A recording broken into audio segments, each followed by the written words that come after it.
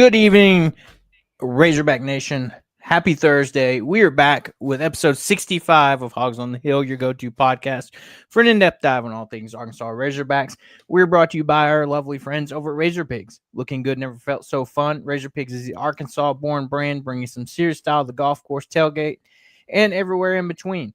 From high-quality polos to head-turning hats, they've got what you need to rep the natural state with pride. Founded right here at home and now run by a Razorback-loving family, Razor Pigs is where comfort meets cool. So go hog wild and shop Razor Pigs today at razorpigs.us. And we can't forget about our friends over at Scarlet Letter, Arkansas's very own handcrafted spiked seltzer. You can check them out today. And if you are in Northwest Arkansas, check out the Core Brewery Tap Room, where you can get Scarlet Letter and all of its various flavors, as well as their new hard teas that they released.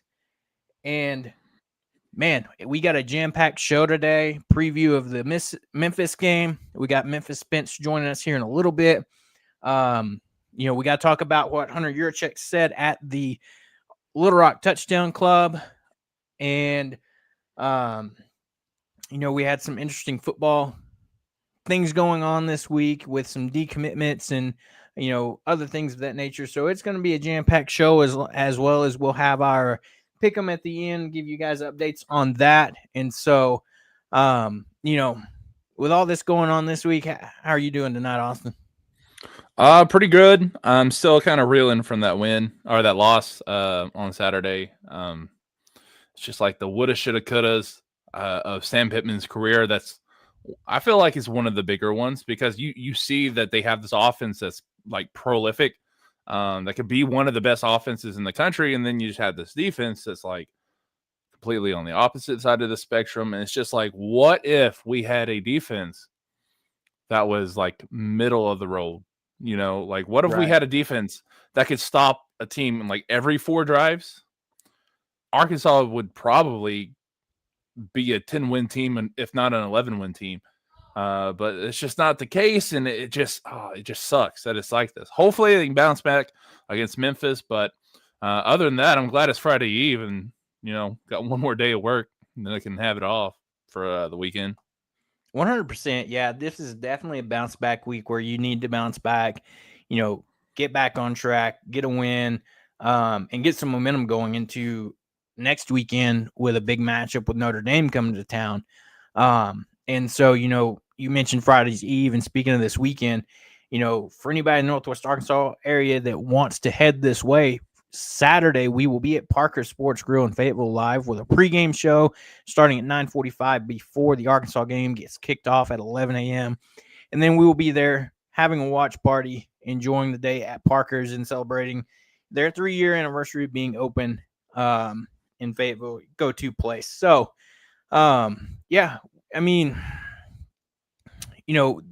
this is one of those games that, you can't look past coming up against Memphis. And the thing that I keep wondering, why are we playing at Memphis? Yeah. No, it's really stupid. I don't like that we're going to Memphis to play them. I understand it's a home and home, but it's just like I don't understand it.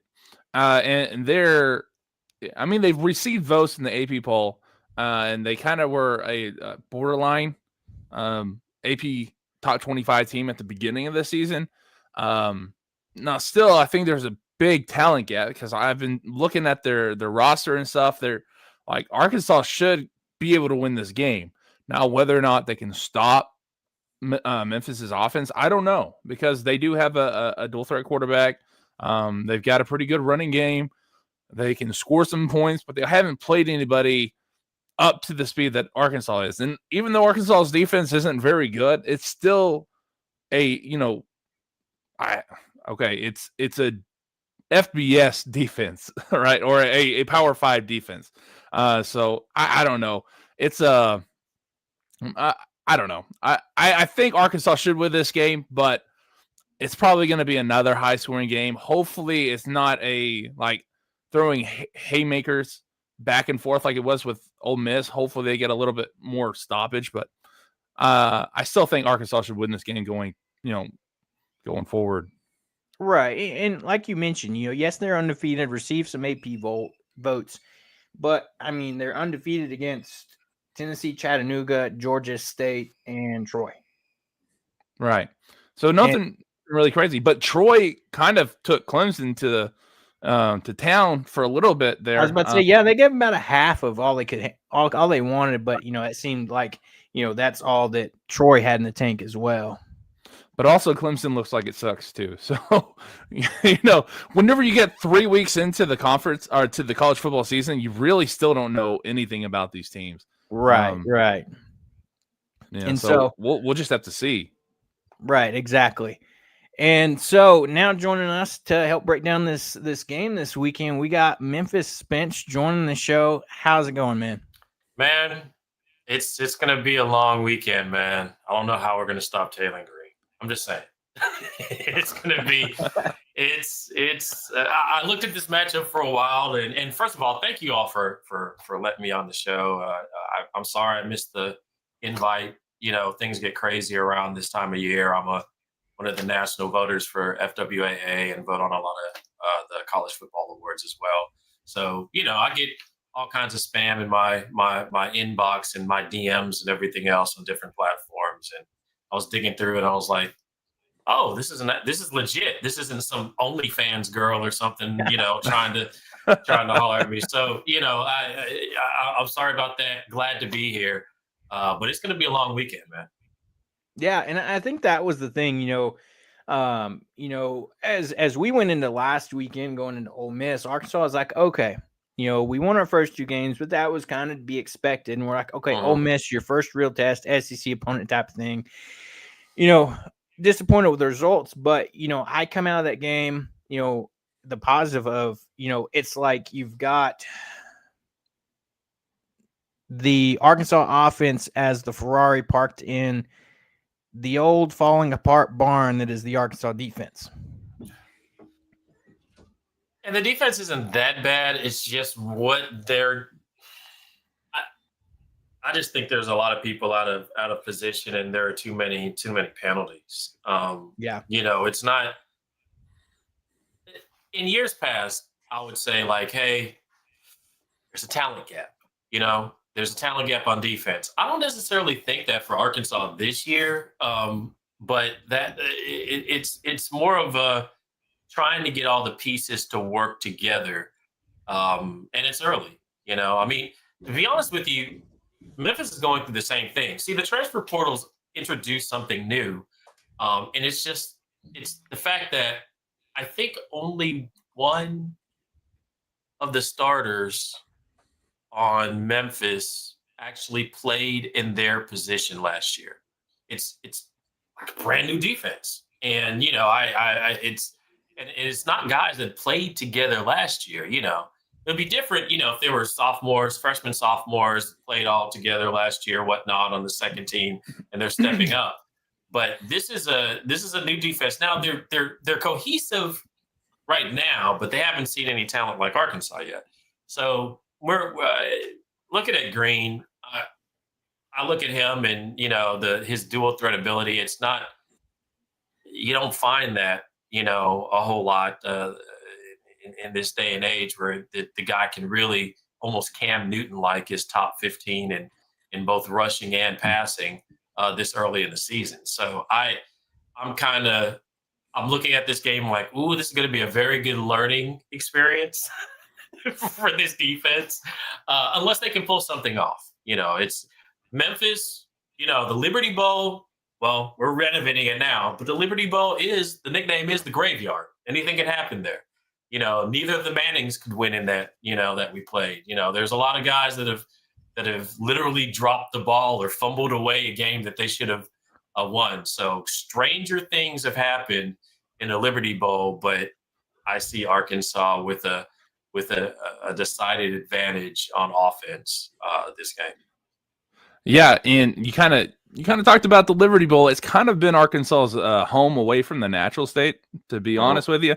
So, yeah. But Arkansas does have the uncanny ability to throw away games like that too. So I don't know. I'm kind of there with you too. Things might happen. Who knows? Plus, Memphis has the all-time record over Arkansas right now, 3-2. Yeah. So, yeah. But you kind of hit on this Memphis team. I was looking through through the roster, and I think you have like 63 new players coming in to this Listen, season. the It's nuts. the starters. Well, people were saying, and it is true. We saw Talon a few years ago, but I tried to remind everyone, like, guys, nobody on defense saw Talon, a few years back. Nobody. And that's kind of that's the thing that we forget is like, the transfer portal has really changed things.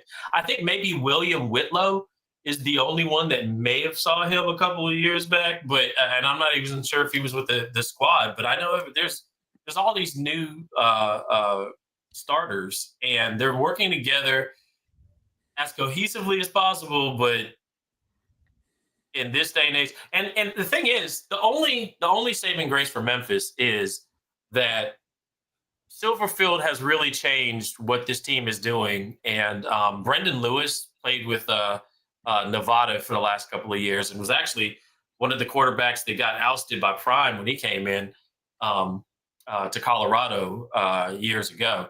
But he's a similar dual threat quarterback. So it's not as if the defense isn't, playing week in and week out and practicing against a dual threat quarterback.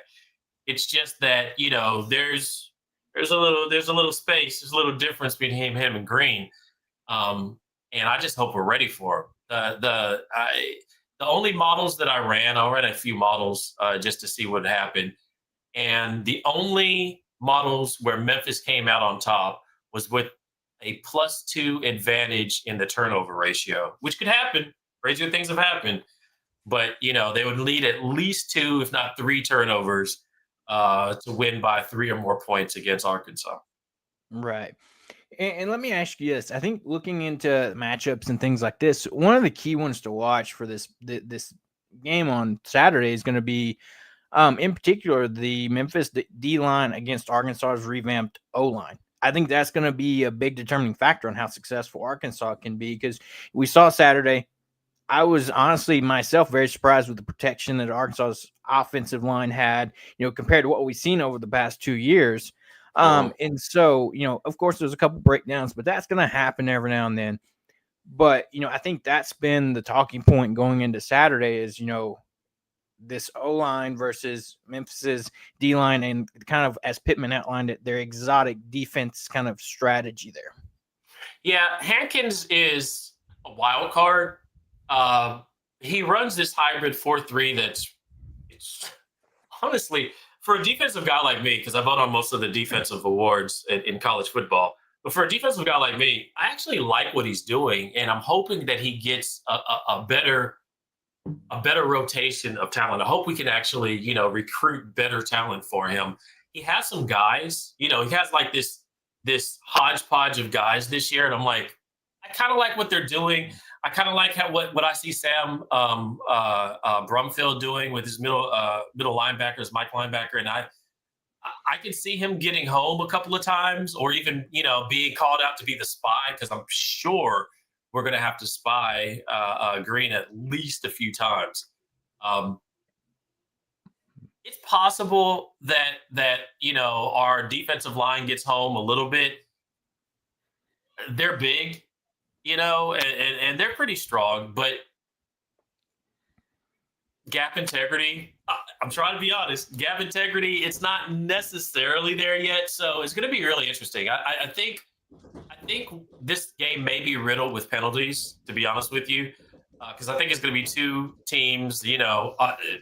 Memphis has been looking for, the opportunity to play another SEC team. I think the last SEC team that we played was Mississippi State, and they caught some of that graveyard mix. They lost that game, and I think Ole Miss before that. But the long and the short of it is, if Arkansas does what they've been doing so far this year and keeps the penalties and turnovers down, I think it's a 10-point win for Arkansas. I'd love to come in here and say, no, we're gonna do it, guys. We're gonna do it. Caleb Austin, we're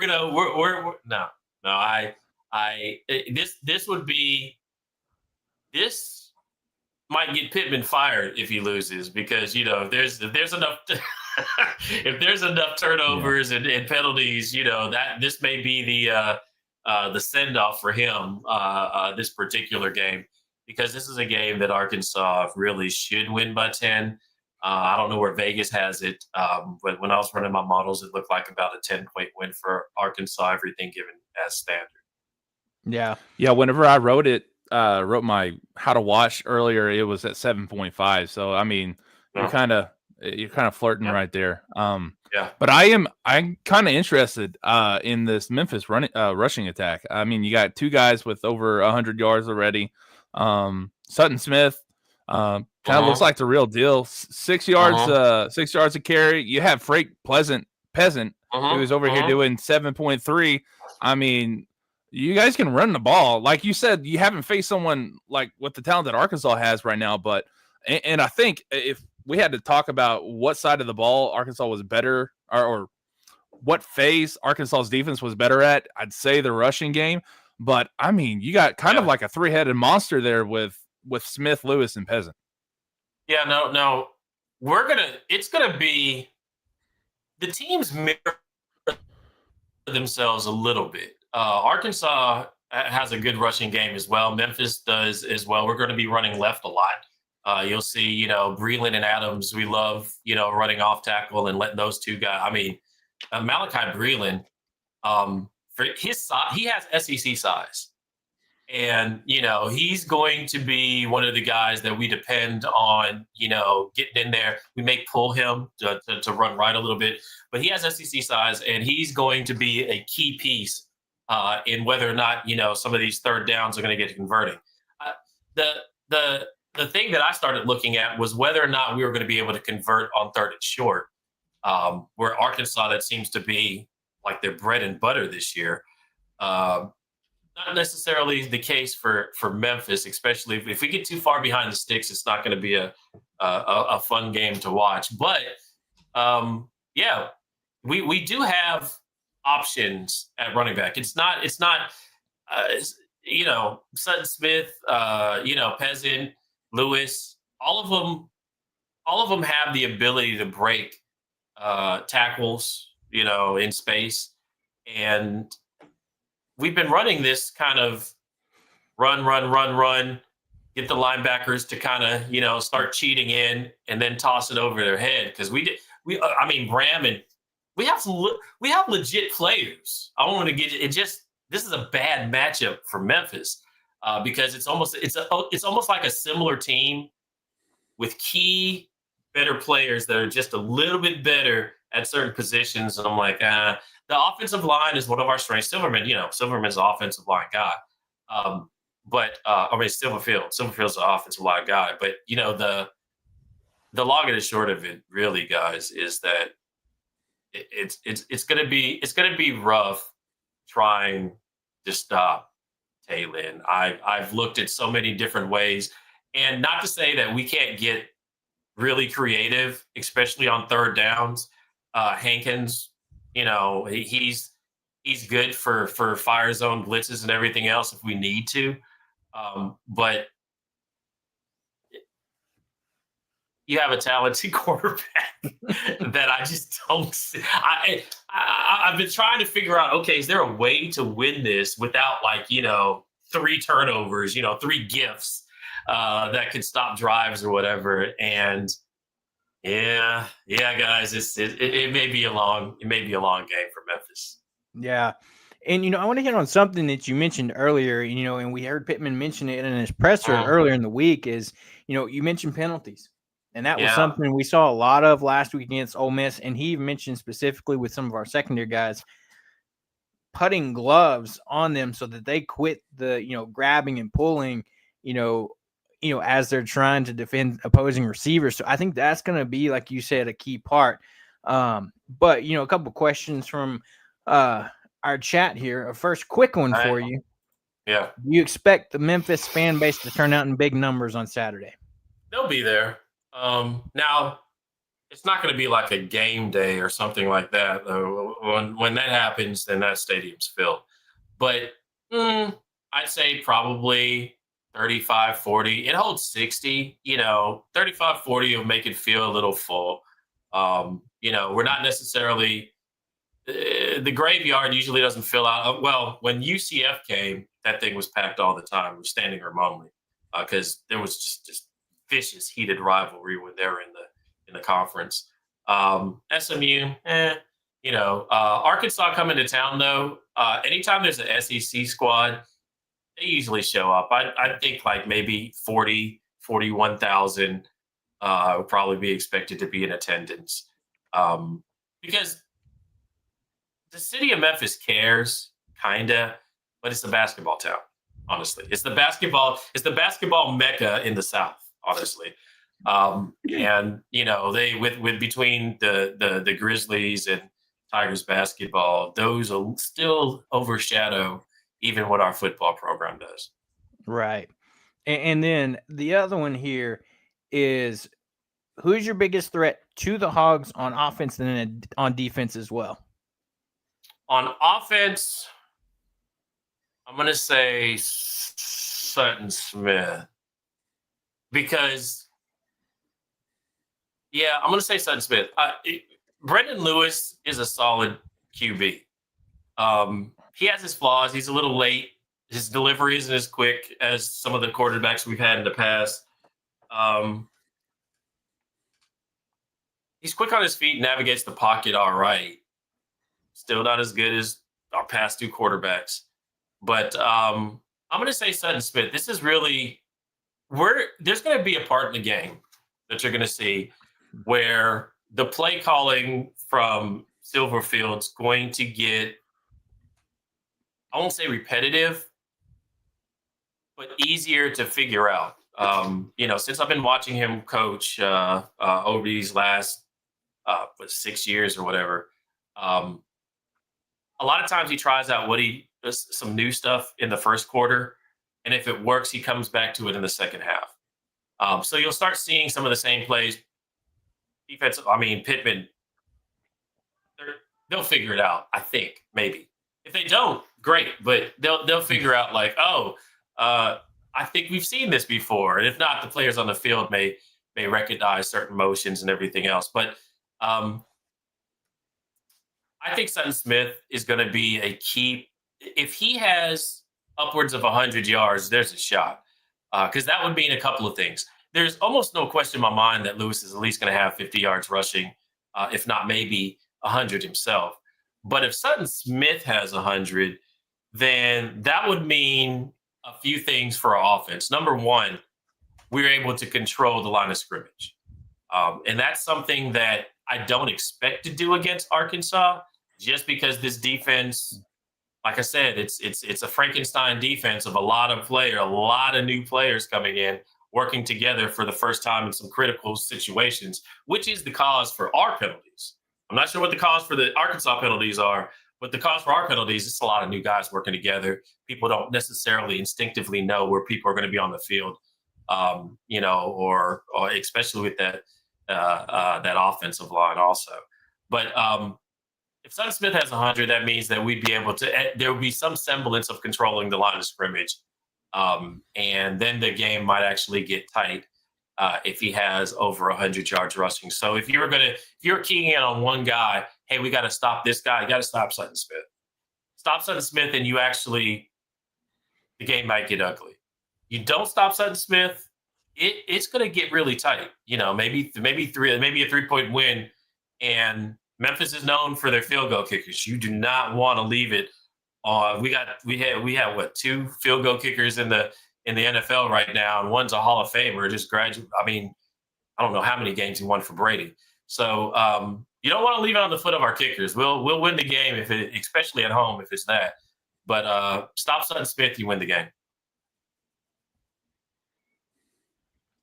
And then, so what about on defense, though? Yeah. What about defensively?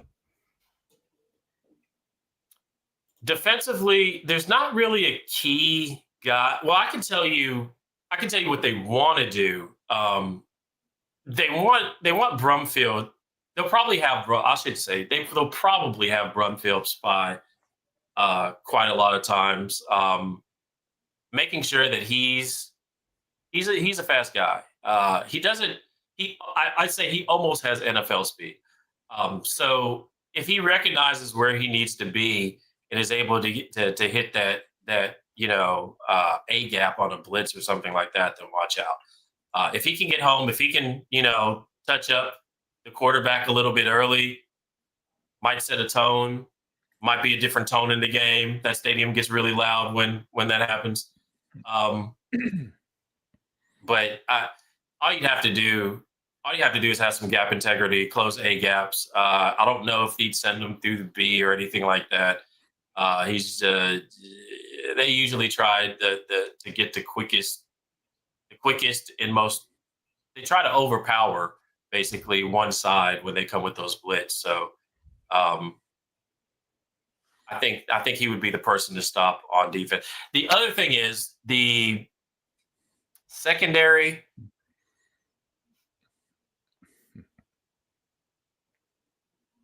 Most of them are fast, and when I say fast, I mean that's their ability. I wouldn't necessarily say that they're very skilled ball defenders, but they can make up speed on most offensive wide receivers. They're running 4.4s.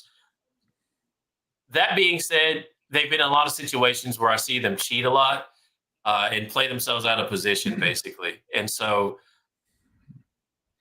if I see a whole lot of, honestly, shell to start out with, just to see exactly what, and keeping everything in front of them just to see what Arkansas is running before they fall into man-to-man, which they've been playing the majority of the time in that 4-3. But I would say that either Brumfield or Watts, those are the two guys that really like to get home, or they like to send them. Sometimes they require a double team or a chip by one of those offensive linemen to kind of knock them off balance or whatnot. And if that's enough for Green to get around him, that's what I expect to see, because that guy is really quick. But I would say those two linebackers are the two that you need to stop in order to really advance the ball in Memphis consistently. Yeah. Yeah. It's like you mentioned too, with some of the blitzes and stuff, our friend, I'm just saying, mentions that your guys' mug blitzes will be a good test for Talon this week. Mm-hmm. Yep. It's gonna be an interesting game, honestly. And I could see it playing out a few ways, but the most likely way is Talon to have 250 yards passing and another 100 on the ground with 3 touchdowns, be just himself. So I think it's a really good test for our defense. I think that I'm not gonna. The thing I never do, after I saw Jordan Hankins, what he did to Iowa State in that bowl game, where he held them to 0 yards rushing, which was a defensive record for us.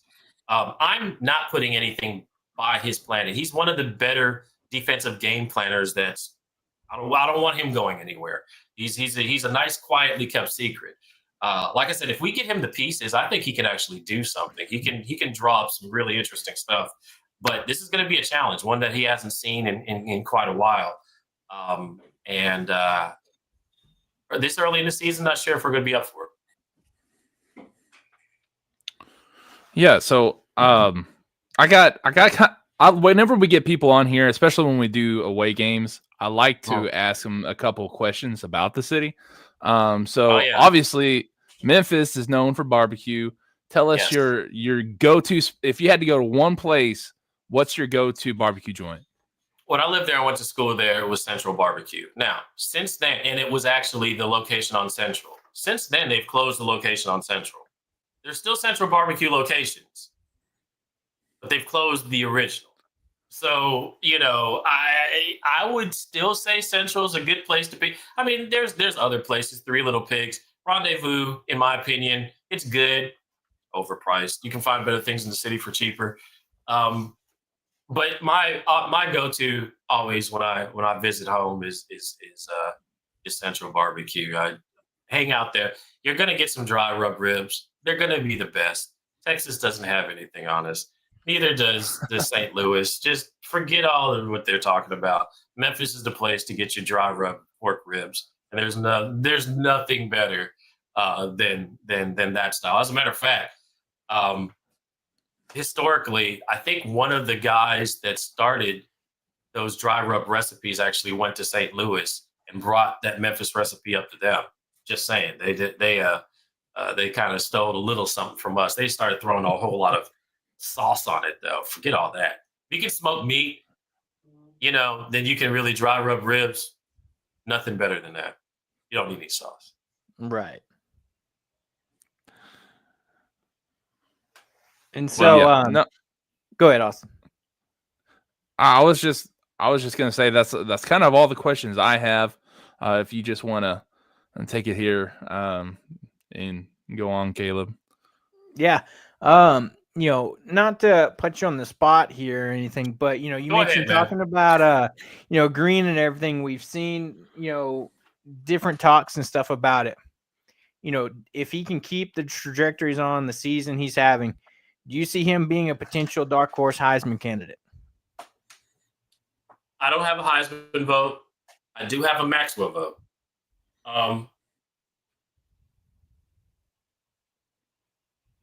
There would have to be a lot of. I don't see him as I mean, he could be a dark horse finalist, maybe. I don't see him as that. There would have to be a whole lot to happen in order for him to actually win either the Maxwell or the Heisman. But realistically, I don't think he's probably just outside the scope of being a finalist for either two. I'll obviously be keeping my eye on him because I'm a Maxwell voter, but there's probably about 10 names that I can rattle off that are probably in front of him. Right. But if he has a stellar year, look, we haven't seen a QB like him in quite a while. So if he has a stellar year, if he has one of these years where he has 300 yards pass or 3,000 yards passing, another 1,500 or 1,000 yards rushing, yes. Doing it with the SEC schedule you have, if he could pull that off, absolutely. Do I see that happening? No. but if he could pull off a 3,000 and 1,000 yard, passing rushing effort in the SEC, then yeah, absolutely, he has everything in front of him to do that. It's just going to be you all have a really interesting schedule this year, and that's a way to put it. Yeah, and I know you all hate Mizzou, but their rushing game and their defense what they're doing over there is nuts, and that would be kind of that's always if they win this game they could it's gonna be an interesting year for Arkansas this year in the SEC, but this could be a good road win to pick up because I expect Memphis to finish somewhere in the 10-2 range again, maybe 11-1. This may be their only loss. Yeah. And that's the thing, when you're talking about schedules and Arkansas schedule, it's always interesting because it's like, you open the season at home, great. And then you have I'll say 4 straight road games or, Little Rock, it's hard to say it's a home game just because Arkansas's never really played well there. Then you go to Ole Miss, then you go to Memphis, and then finally you come back home, but then you have to play Notre Dame. I mean, Notre Dame, Tennessee, Texas A&M, Auburn. I started looking. I was like, that's I would want that to see those teams in a row. I mean,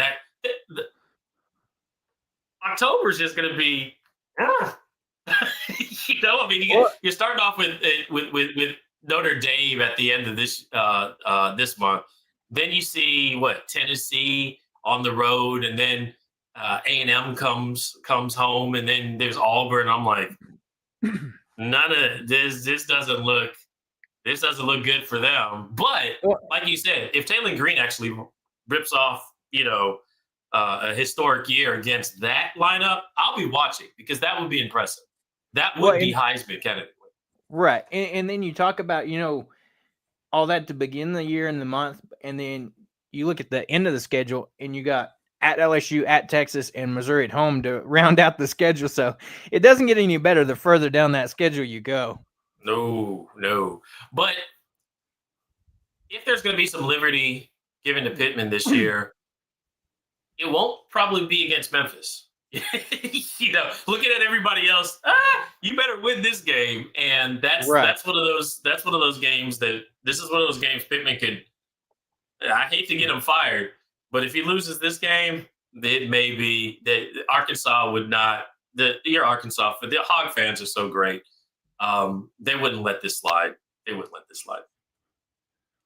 Yeah, and the crazy thing about the schedule now is that you kind of had a little break right there when you play Mississippi State at home, but they look decent, Yeah. like there's no. It's rough. It's not like last year, when Toledo comes in and just hands them their lunch. But they've improved. You know what I'm saying? I mean, there's the SEC is, and honestly, it's funny. It's almost as if the entire conference is tightening up. I've been watching it for a while, and it used to be, juggernauts versus, hey, we're here to, pick up some SEC money. But Vanderbilt's competing now. Mississippi State, I don't think they're at the level where Dak Prescott was there, years back, but they've improved markedly. We've seen since last year. Everybody's trying to compete. Kentucky, they're no slouch. I mean, they're not in the neighborhood of where they were when they went to the swamp. I sat here and watched them in the swamp beat Florida, and that was wild. I'm in Florida, by the way. I'm in Tampa now, but the SEC is it's always one of the top conferences between the Big Ten and the SEC. Even though the Big Ten's won the championship the last couple of years, the top to bottom, I would still put the SEC slightly above, top to bottom. You got Ohio State and Michigan up there at Penn State. It's just, those programs are just juggernauts every year. They kind of run that conference. And now Oregon has dumped into that Big Ten conversation, but they're strong. They're strong at the top. But, Vanderbilt's putting up what on Purdue now? If you start looking at, who are the also-rans in the SEC, those teams are competing. And I think that NIL has really helped. NIL has really helped some of those teams that weren't necessarily competing year in and year out in the SEC. Right. I was about to say, it's kind of crazy what happens when you start, you can legally play players out, in front of everybody. Everybody gets to pay players. That's what happens. It tightens up there. And you were talking about Vandy, and I was singing from the rooftops for like 3 weeks that they were going to beat South Carolina. And they go and they put like double-digit win over them. Yeah, Vandy's good. I saw. I was saying that this could be an upset, but I didn't see. That was impressive, or that wasn't an impressive showing by South Carolina. Because what are they doing? That's a team that every year. It's a roll of the dice. I don't know what I'm going to do with South Carolina. I cannot figure that squad out. They can lose to Vandy and beat Clemson, and it's what a waste of a year. What are you guys doing? But I didn't expect that type of a win. That was a pretty dominant win by Vanderbilt, and I thought that game would at least be a little closer. Right. And then Austin and I collectively agree he missed a large chunk of this game. But, we don't necessarily see the hype in Lenore Sellers. Like, what makes him so much better than Taylor Green? They're, very similar type players. As Austin likes to refer to him, he's KJ Jefferson 2.0.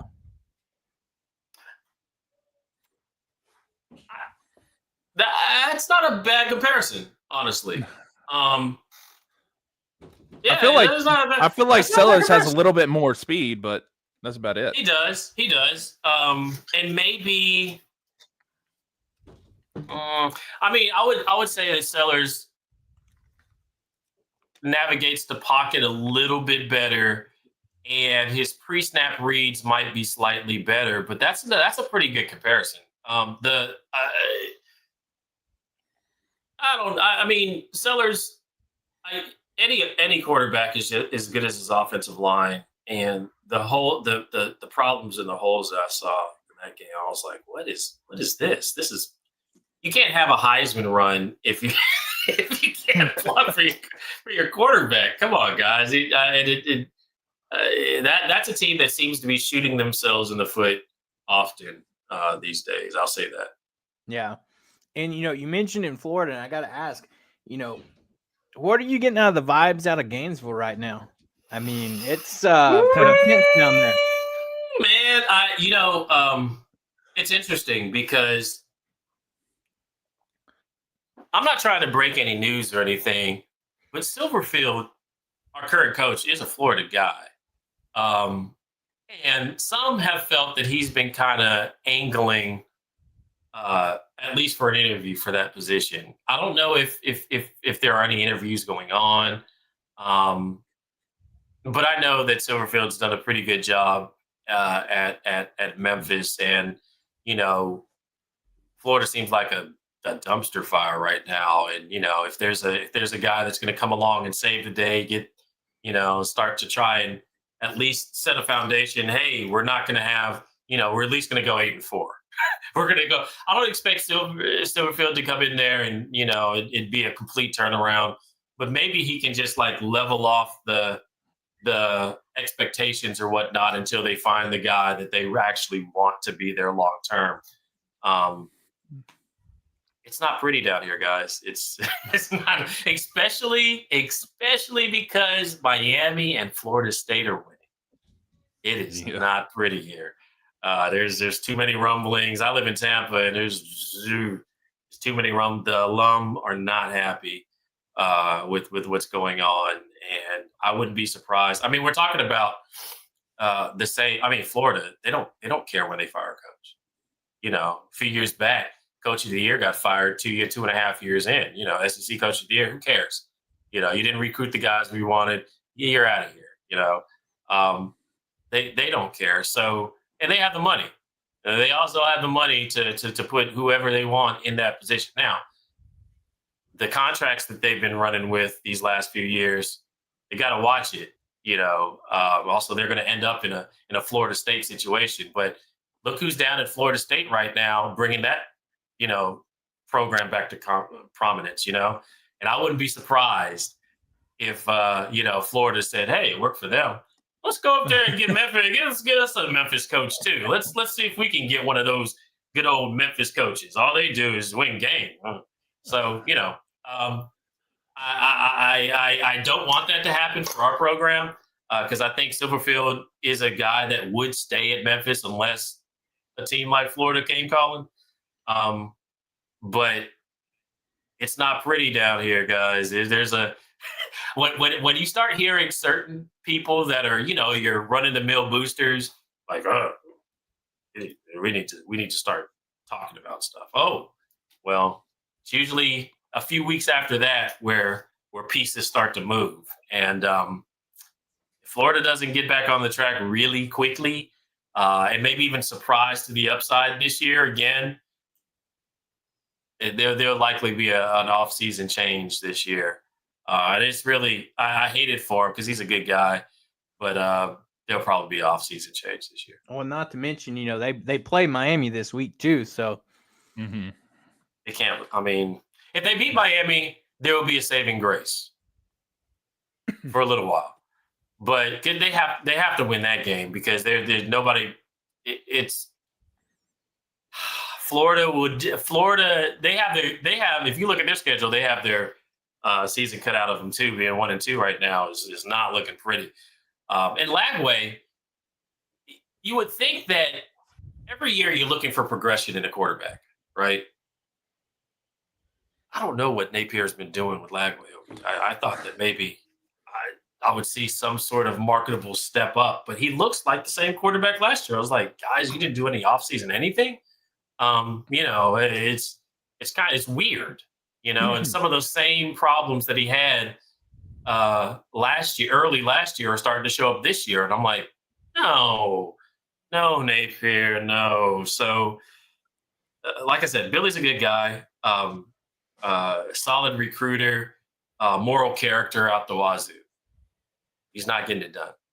So, yeah. Well, as we get kind of ready to let you go, you got anything for us before you get out of here? No, man. Always check out, if you can, Sports Radio America. We've been around 15 years. Where I'm one of the FWA NFF national voters. It's a site where a lot of new grad communication students come out.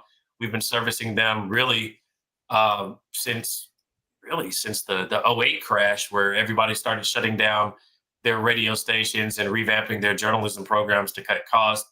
That's when we opened up. We started, offering ways to really get your credits in and really get your internships in before you go off. There's been a lot of notable folks that have come through Sports Radio America and ended up anywhere from iHeart to ESPN. So check out all the youngsters and support Sports Radio America. And anytime you need me back, guys, just give me a holler. Will do, for sure. We appreciate you taking time to come on. I'm sure it's going to be a fun game to watch on Saturday. Hopefully, that's the goal. Hopefully, our side's doing a little bit more cheering, but it'll be what it is. I hear you. Well, have fun. If y'all are going to be there, I'm not going to be at this game. Have fun, Caleb and Austin. Get yourself some barbecue. All you listeners, go find Centrals. Tell them Memphis Spence sent you. That's a free advertisement. I'm not getting paid for that, but you'll get yourself some really good dry rub ribs. So take care, guys. Thank you. We appreciate it again. And yeah, Memphis Spence giving us the preview for Arkansas versus Memphis on Saturday. You have a good one, and we'll see what happens Saturday. See you next time, guys. See ya. That was Memphis Spence from Sports America Radio, and joining us and helping preview this game. Enjoyed getting to talk to him, so can't wait for the game on Saturday.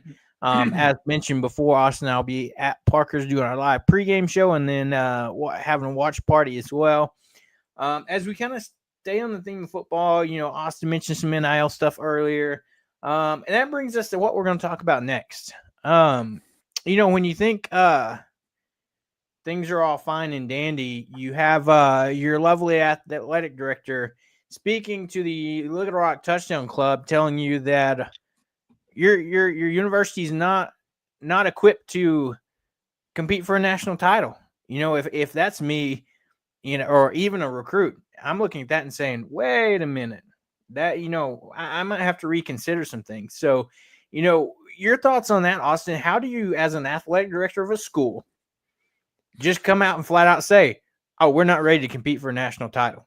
Like, even if it is true, you don't say that. Like at that point, lie to me. Like, I don't care. That's the last thing I want to hear my athletic director tell me.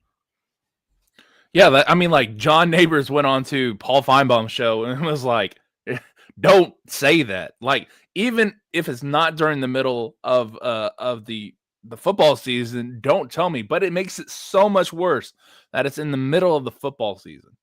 And what would be the funniest thing ever is if Arkansas, somehow, knock on wood, makes the college football playoff and actually competes for a national championship. That would be hilarious, having him say that right before that happens. I digress. That it's just, I don't understand why, what went through his brain. I understand, this whole entire administration just wants to be honest. Sometimes they want to be honest. Sometimes they're not honest. And I'm like, what? You guys don't know when to be honest. You have Peyton Hillis coming on to Pig Trail Nation. He's like, yeah, I'm disgusted by this, or whatever word he used, but it was along the same lines. And I'm like, you're having one of the greatest Razorbacks to ever live come on to local news stations telling you suck at your job. I don't know how much worse it gets for you. I understand his whole thing is that, oh yeah, the entire athletic department is doing good. And that's for sure. Basketball is on the cuff of making a national championship run. Baseball too. You got softball that's really close. You have soccer that's really close. Volleyball is kind of hit or miss there. And then you have some other ones that on national. What do you call it? Track and field's always been a national championship caliber program, but we all know at the end of the day what matters most, and it's football. Like, I understand that the state really, really loves basketball, but basketball does not make the money that football does. Right. Arkansas could win 4 games a year, and it will still make more money than basketball. So I don't know why, like, you're not focusing on your the thing that makes you the most money. It never had made sense to me. Like, I don't know why you aren't putting more money into it. And there was one part where he talked about how Arkansas is so behind in like operating costs. Like, I'm like, okay, there's Auburn and some other teams that have had good teams in the last 10 years that have similar operating costs to Arkansas. That's not an excuse to me. Like, it just doesn't make sense. And at the same time, how about you redistribute some of those operating costs towards football? There is no reason Arkansas should have like 5 recruiters compared to the rest of the SEC who has dozens.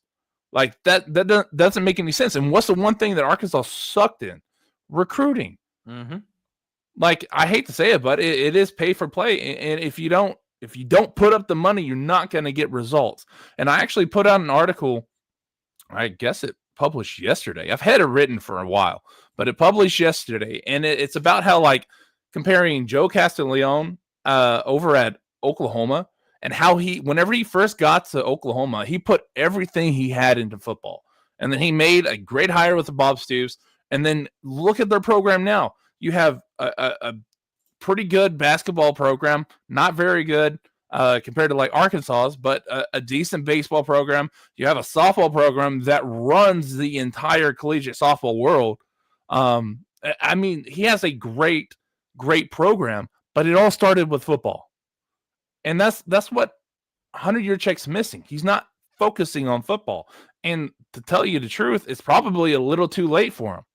Like, he's not going to be able to, backtrack and put it all on football. Right now, he's building his legacy in this athletic program on sand, while like Joe Castiglione built it on stone, right? That's what it is. And it's hard to say that, but it's also hard to hear it in the middle of the freaking football season. Right. And I'm sure that's what all your boosters want to hear. They're putting all this money up, and you're telling, oh yeah, we're not competing yet, we're not there yet. And it's like some of the comments up here, Transplant Texan mentioned, your check where he said, I'm talking about Directors Cup trophies, not football, Directors Cup trophies. And then Transplant Texan chimes in here. He said, lead us not to football success, but deliver us Director Cup trophies. Hunter 6'6". So, you can clearly tell where some frustrations are at, some kind of lovely digs in here.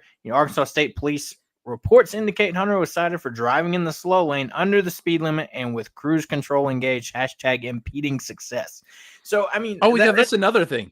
Like, okay, whenever you're driving and you're driving the speed limit and people are constantly having to go around you, you're the butthole, right? You're the one that sucks. Like, keep up with the speed of traffic or get off the road.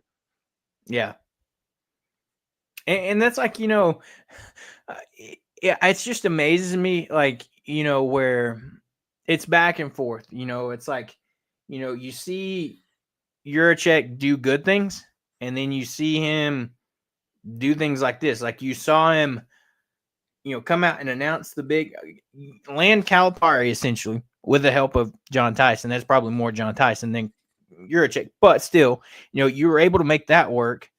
Then you turn around and anger the entire basketball fans in Arkansas when you're like, oh, we're going to reseed and redo the arena and, have people that have had seats there for generations just boot it out because, oh, we need to up the price tag here.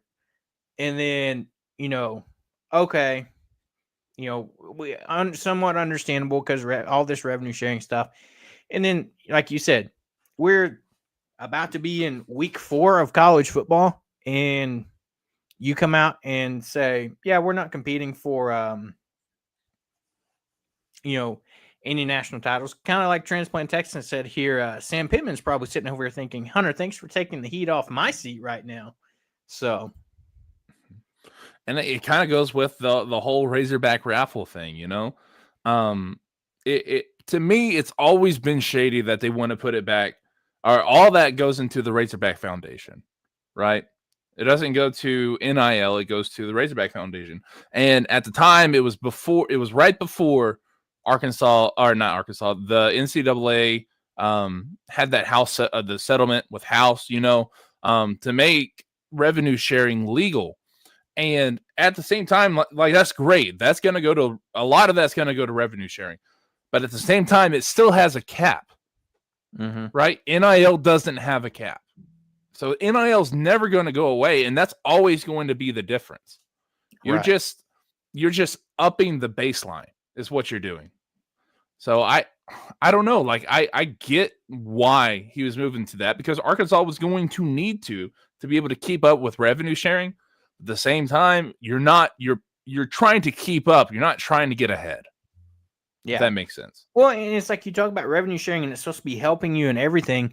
And then, back right before football season, right in the, off season, fall camp, right before everything gets, booted up, what happens?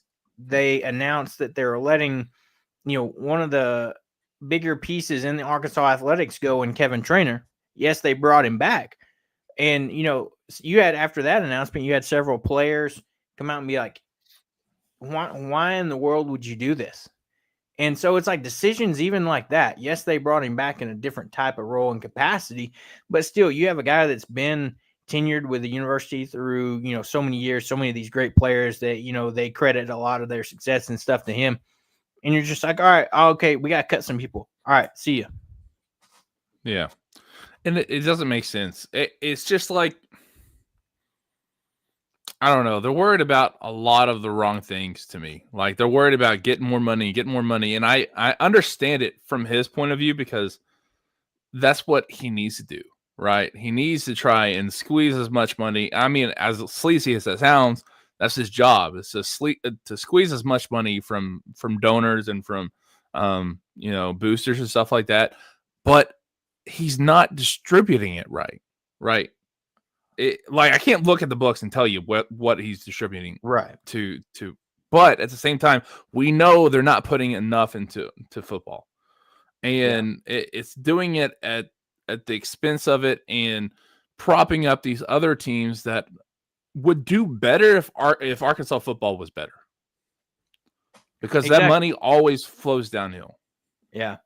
It's like you have a successful program in football, then, that leads to generating the income and revenue that in turn, like you said, downhill, all right, basketball, all right, baseball. And it seems like Arkansas is kind of the opposite of that. You have our basketball program, and then you have, it's been said before, the Arkansas baseball program is one of the few programs in the country that aren't like terribly in the red. They're almost to the point where they almost break even for the university compared to a lot of, other programs. And so, things are misaligned and it seems out of balance. And Transplant Tech said here, Hunter can't be blunt without bringing a plan. Where's the plan, Hunter? Exactly. Yeah, exactly. I mean, that's kind of the point. Like, you can't just throw out a bomb like this and, expect no one to like do what we're doing right now and just like letting you have it. The messaging is just so bad, and it has been for a while. I mean, we can always talk about how Frank Brawl ran it, and they were, he did a good job with this program. At the same time, he didn't have it. The other sports running like 100-yard track, and I think they have two opposite philosophies, right? So you got to find somewhere in the middle. Exactly. Transplant Texan coming in clutch with these comments tonight. He says, for only $140, you too can save the Arkansas Edge NIL fund by purchasing a big red miniature Bluetooth speaker. Did you see that? Yeah, I did. It's a 10-inch. You know, the sound quality speaker. on that is horrible. Exactly. These are probably mass produced somewhere in China. And now we're trying to sell them for $140 because Yurchek said, "Oh, we can't compete financially. Oh, let's just now release a 10-inch $140 speaker that looks like Big Red." The messaging, the timing, it's just like, oh terrible. My gosh, it's terrible. And I think Transplant Texan has probably just been in his room with a notebook writing these down for the last 3 days. Because he's back to back to back to back. Nailing These are them. good. Yeah. So right. Yeah. Yeah, to be honest, I don't know how Hunter Yurchek made it out of Little Rock unscathed on Monday. Because it was just like, at least on social media, it was insane, the blowback. I didn't say I wouldn't want one. Not for $140 though. Yeah, like if you found one at Goodwill a few years later, heck yeah, I'm paying $5 for it. Yeah, exactly. So the speaker half works, it's half static, that type of thing, but it looks cool, Yeah, by that point it'd just be on the wall. Right, exactly. Yeah. And with that, staying on football with that's a lot going on now. The NCAA broke yesterday and said that and this is going to tie together at some point in my mind if this works right, that they are changing to only one transfer portal window going forward, which is fantastic.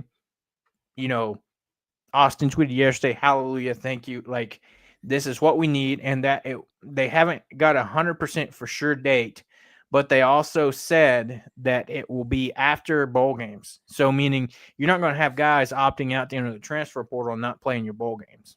So, you're going to have guys that if they are opting out, it's probably they can't say right away they're going to the portal. They're going to have to come up with some other excuse if they're opting out other than maybe they're a senior wanting to, start training for the NFL. Well, they can still opt out and say they're going to enter the transfer portal without actually entering the transfer portal. Right. You just can't. I don't think you'll have name in until. Right. I don't think you'll get out of the opt outs. I think that's gonna be the thing going forward. Right.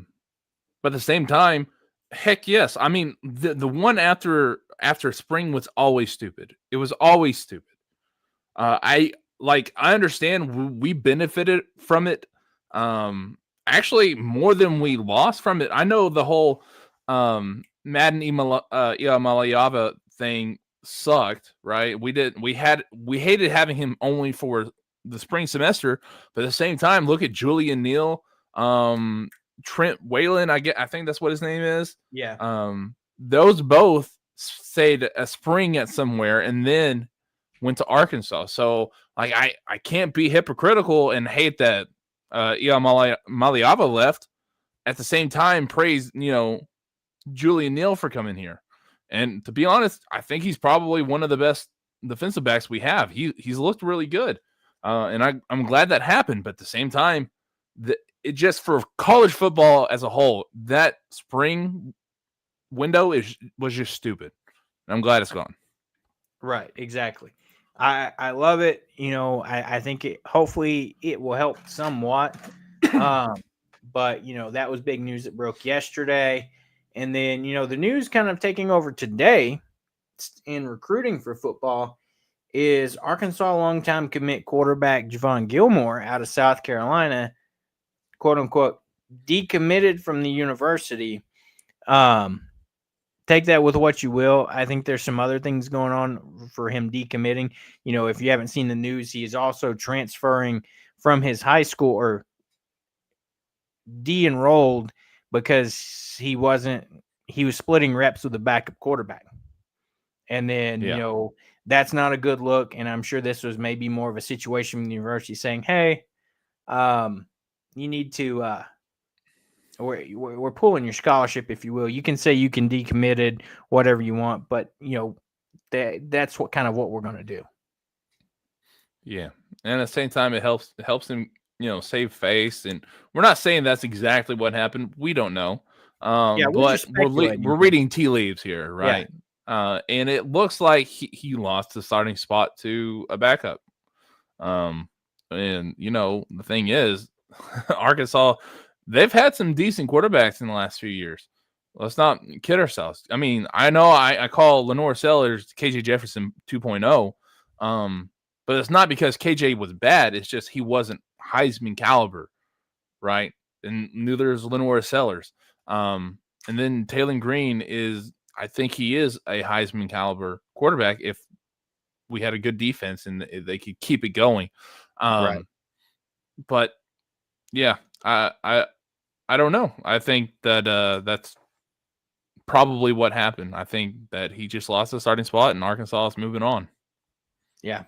And so now that puts Arkansas back in the in play to go out there and look for a quarterback for next year for the 2026 class.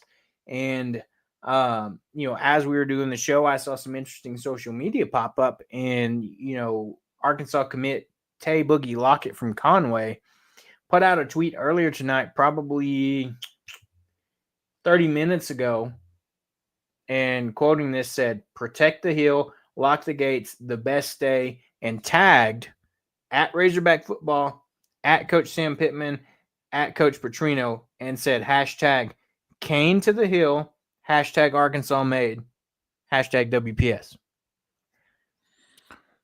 Hey, he's going after him hard. Tate's been a really good recruiter for Arkansas.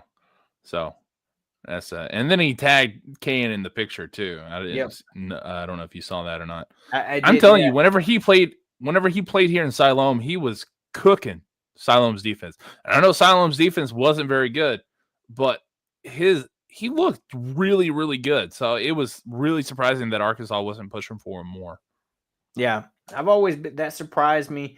With what he's done at Greenwood, we know Greenwood is the football factory in Arkansas in terms of sending some quarterbacks to Arkansas. You've got Warren, that's the wide receiver factory. So, you've got different, parts of Arkansas that send out, Greenwood, you think more wide receivers and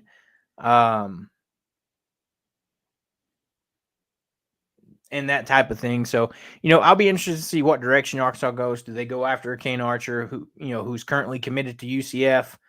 And, I don't know how much that'll hold after, we know Gus Malzahn was there, but then left the UCF job to go be the OC at Florida State. So I don't know if, we can come in late in the recruitment and kind of see if we can sway things and get a flip there. But, we need to figure out what we're going to do in terms of quarterback for the 2026 class. More than likely you're going to have KJ Jackson, your guy next year. But you got to get some depth behind him, because behind him you got Grayson Wilson, and you don't really have any younger quarterbacks on your roster after that. So, a lot of things going on. Arkansas has a lot of visitors. Basketball this weekend. There's some big visitors this weekend for Arkansas basketball with some really top recruits headed to the Hill this weekend. Coach Cal getting in on that recruiting additionally. And then, coming up next weekend, you're going to have the Notre Dame game coming to town. So it's going to be fun to see what all happens around the Hill. We just saw pictures come out of Coach Cal with top 15 recruit Tay Kinney, who, is on his official visit or is finishing up his official visit and will have his commitment date in 10 days from now on the 28th. So, big get potentially for Cal there. Then you have Arafan Diane, who is a big time recruit as well, be making his official visit this weekend. So a lot of, things going on for Arkansas. They just released the full non-conference schedule. So you kind of got to see that. 2 exhibition games against, one is Cincinnati, one is Memphis. We'll run through this real quick. Then you open up the season. Southern at Michigan State, UCA, Samford, Winthrop, Jackson State against Duke, Louisville, Fresno State, Texas Tech, Queens, Houston, and James Madison. Austin, you muted. I had to cough. Sorry. Me and this mute button are going to go round and round. There was a quote. I can't remember when he said it, but he was talking about how you schedule your non-conference based on how good you think your team is. And by looking at this non-conference, he thinks his team is really freaking good. So that's got me excited. Yeah, it's going to be a fun one. I don't think Arkansas is necessarily going to go. I would love him to go undefeated, but at some point you're probably going to get a loss in there somewhere, especially since you're playing the entire Elite Eight from last season. But like Transplant Texas said here, this men's basketball schedule this season is going to be fire, and the fact that you're actually playing some big time opponents, you're getting Arkansas on the national stage, which if you keep the games close, you keep them competitive, and can do nothing but good things for the university and your recruiting process. You're Cal, and you're already going to be playing these big schools in big time arenas. We saw Arkansas go to New York and beat Michigan last year, and as much as we hated to see him leave, but you got to see Boogie play in front of his home fans and on the big stage where he grew up. So it's cool to see things like that weren't necessarily happening before.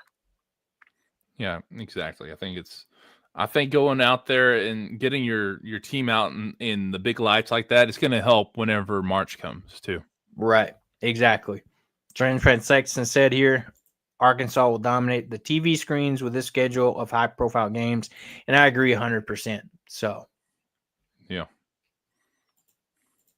And as we get ready to kind of get towards the end of the show here, we got to have our lovely pick'em and go through that before we get out of here.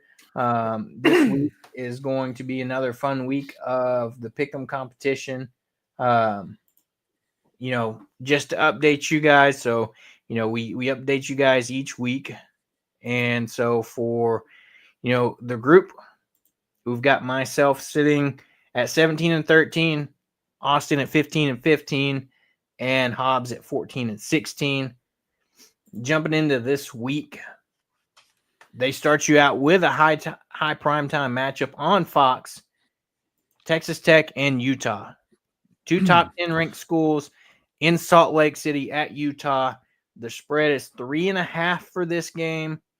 You have both teams undefeated. Texas Tech coming off of wins against UAPB, Kent State, Oregon State.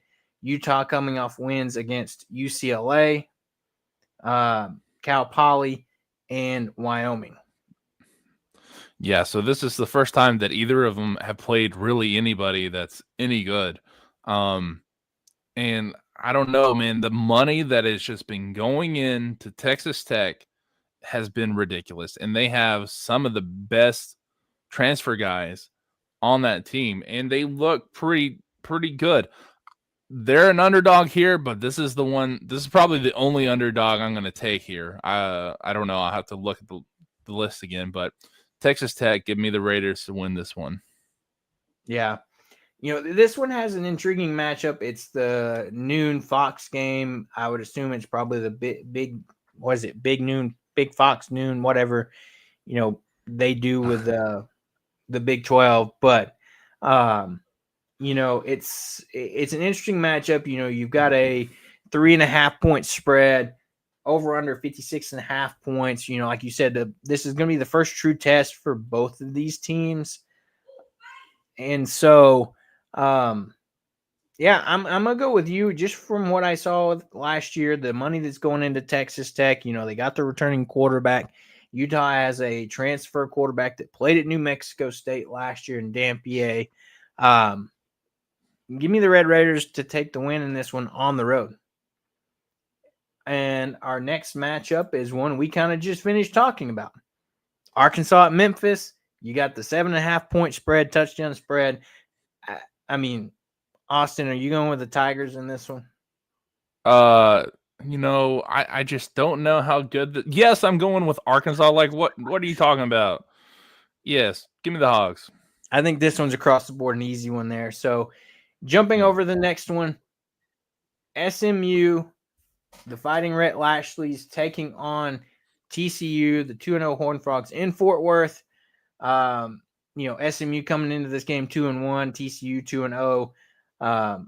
SMU with victories over East Texas A&M and Missouri State with their one loss being to Baylor in a 48-45 overtime loss. TCU having wins over North Carolina and Abilene Christian. This game is set at 6.5 with a 63.5 over under.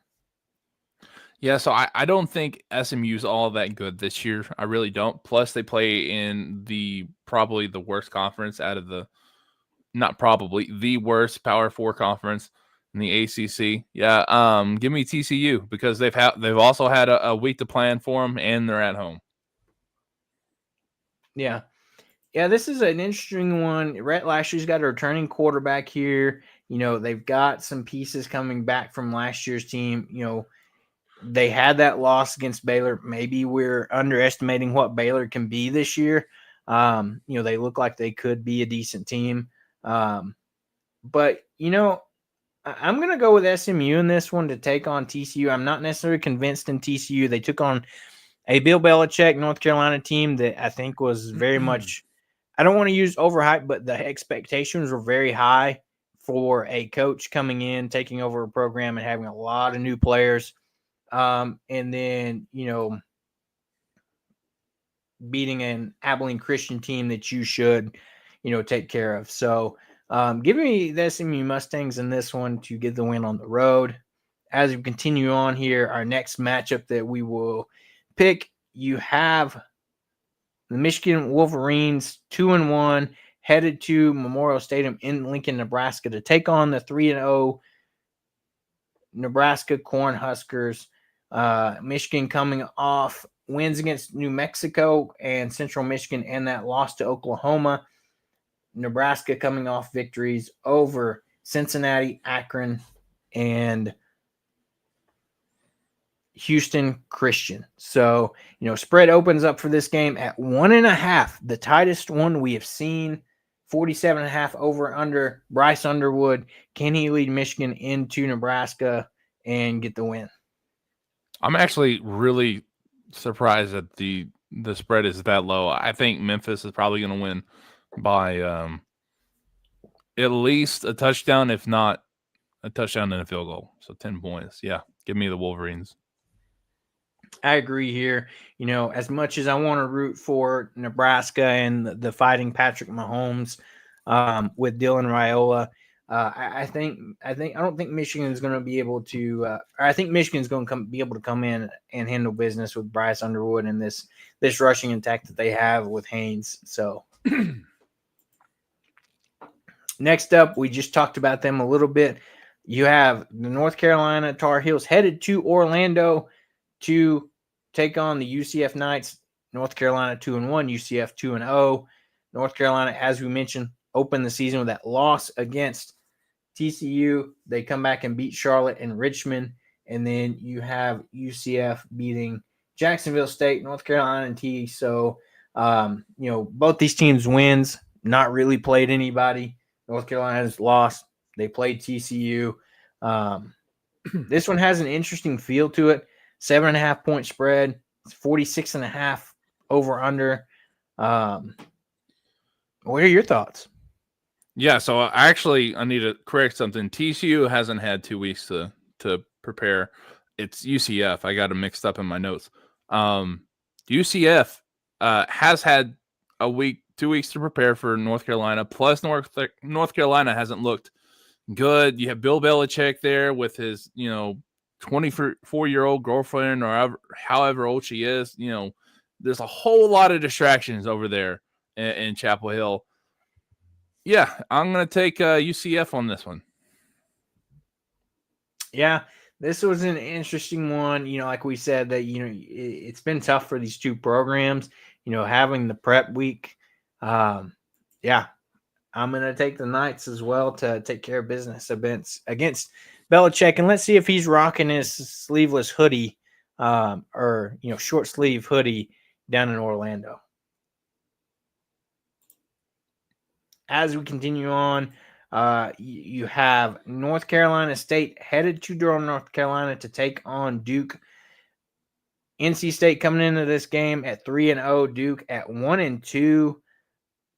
3-0 NC State has those victories against East Carolina, Virginia, and Wake Forest.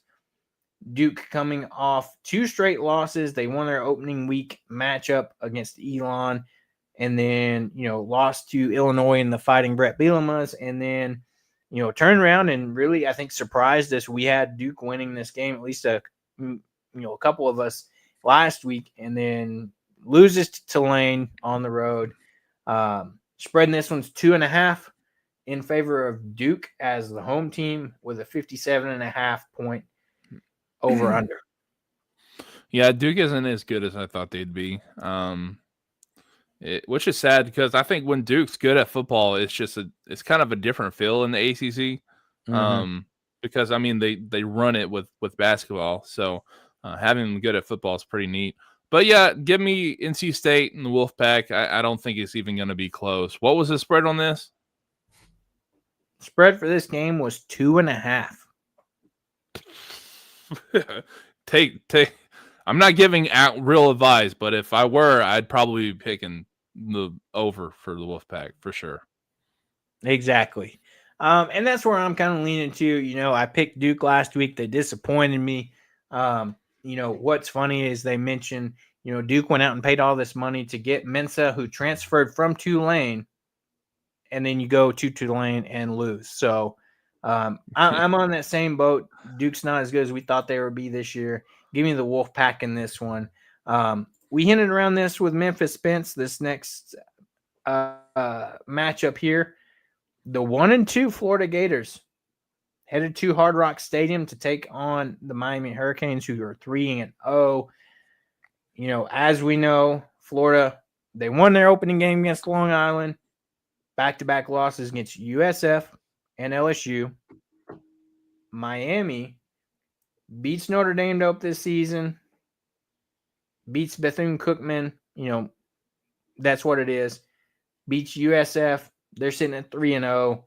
Spread for this game is 9.5 in favor of Miami with a 51.5 over under.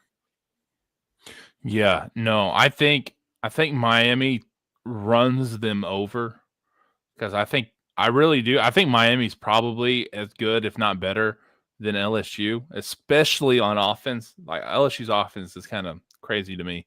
But I think this may be the nail in Billy Napier's coffin. If they lose by more than 10 points to Miami, or if it's not competitive whatsoever, he may not walk out of this game with the job. Right. You have another 5 interception game from DJ Lagway. Mm-hmm. Yeah, I'm in that same sentiment. This is, real pressure, cook time for Billy Napier. Hey, you got to, it's time to do something. You don't see too many Florida Gator teams start the season 1-3. And, to have your name listed beside one of those is not going to be a good thing if you can't come out of here with a victory. But I'm in the same sense of you. I think Miami takes this game. They're ranked number 4. Maybe a little high. Yes, they beat Notre Dame, but we'll see as the season goes. But yeah, a lot of pressure for Florida here, and I just don't know if they can get it done. On to our next matchup, you have Illinois headed on the road to Bloomington, Indiana to take on the Indiana Hoosiers. Both teams 3-0 going into this game. Indiana coming off victories against Old Dominion, Kennesaw State, and Indiana State. Illinois coming off victories against Western Illinois, Duke, and Western Michigan. Spread opens up for this game at 6.5 in favor of Indiana with a 52.5 over under. That's crazy to me. Vegas knows a lot of stuff, but Illinois looked good, and I can guarantee you that Beale is out there pushing this. Hey, you're 10 spots better than them in the AP poll, but Vegas thinks you're going to lose. Right. And to be honest, I think Indiana has had a incredibly easy Big Ten schedule for the last year or two, and they've kind of been riding on that. I think whenever they face Illinois, they're going to get hit in the face. So I'm picking Illinois for this one. Yeah, you kind of read my mind there. I'm going to take Illinois to win this game. With what they got returning, Luke Altmaier returning for the Fighting Illini, Mendoza transferring in for, Indiana. It's going to be a good game, I think, but, I think Bielema is going to take this team in here, take care of business, and move to 4-0 on the season. Last two games here. Next up, we have Arizona State headed down to Waco to take on Baylor. Both teams coming to this game 2-1. As we talked about Arizona State, they victories over Northern Arizona and Texas State. With that loss to Mississippi State that we talked about a couple weeks ago, Baylor coming off 2 straight victories after losing to Auburn to open the season. Of course, we hinted at that overtime win against SMU, and then they beat Samford. Spread opens up for this game at 2.5 in favor of Baylor, the home team. 59.5 over under for points. Are the Bears back? They're not back, but I think they win this game. On paper, this to me is the most competitive game out of all these games that we've been picking.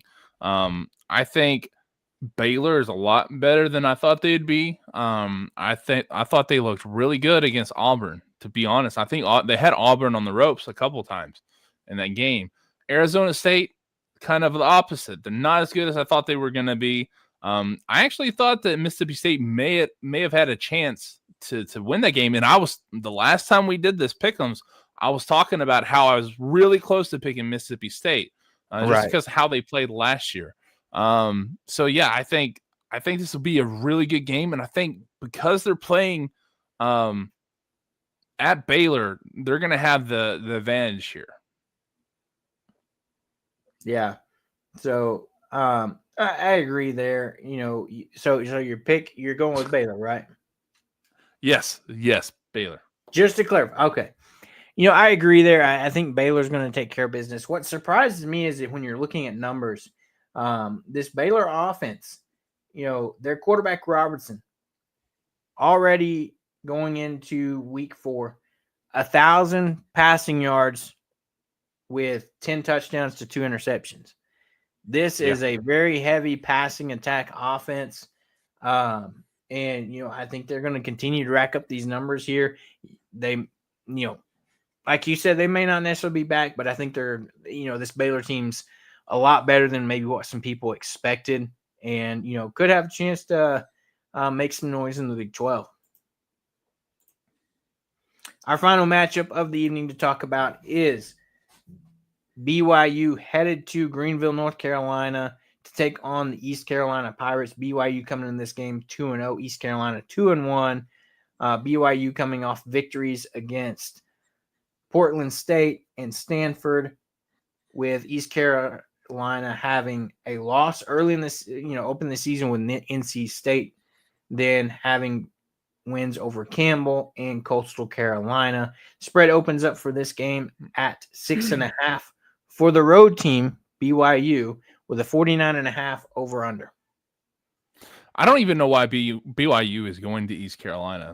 They understand they're Big 12 team right now, right? They're not It's like independent Arkansas anymore. going to Memphis. Yeah, it's totally ridiculous. But yeah, give me the Cougars. I think they probably win this one handedly. Yeah. Or even, you saw last week, Oklahoma went to Temple. Yeah, that was why are- weird. I think that's weirder than Arkansas going to Memphis. Way weirder than Arkansas going to Memphis. Yeah. I'm same here. Give me BYU to take care of business on the road at East Carolina. But yeah, another good slate of games this week. Well, I say good. I've seen several things have Arkansas as one of the top 10 matchups to watch this weekend. So, you don't have as many high primetime matchups going on this week. If you just look at, the SEC as a whole, Arkansas going to Memphis, Tennessee's playing UAB. You have Oklahoma, Auburn, which should be a good matchup. Ole Miss is playing Tulane. Let's go Green Wave. Mississippi State playing Northern Illinois. South Carolina at Missouri. As much as I hate to say it, Missouri's probably going to win that game. Yeah. Florida, Miami, we talked about it. LSU, Southeast Louisiana, okay. Texas, Sam Houston, we'll see how many incompletions Arch Manning throws in this game. And then the undefeated Vanderbilt Commodores taking on Georgia State will move to remain undefeated. So not a ton of big games in conference play. That would be the biggest Vandy thing to do is, beat Oklahoma or South Carolina and then go out and lose to Georgia State. That'd be hilarious. I mean, that would be the Vandy thing to do. So, we'll see what happens. Florida, Miami, the college game day headed down there. So, it's going to be fun. And I can't wait for another week of football this weekend. And I'll say it again. If you're in the area or you can make it up here, Austin and I will be at Parker's on Saturday doing a pregame show starting at 9:45. They're going to have a lot of fun events going on with, 3-year anniversary of Parker's and everything like that, as well as a game day watch party. So we'll be there once kickoff is there. They have a brand new great projection screen, that they'll have football on all the TVs. You don't want to miss it. So come out there, come have a good time, come enjoy the show. And, it should be another fun Razorback Saturday. You got anything else before we wrap up and get out of here, Austin? No, sir. Go Hogs. I agree 100%. So, don't forget to like and subscribe to the show on YouTube, Apple Podcasts, Spotify. Follow us across all of our social media platforms with Facebook, Instagram, Twitter, Blue Sky. We're across all of those.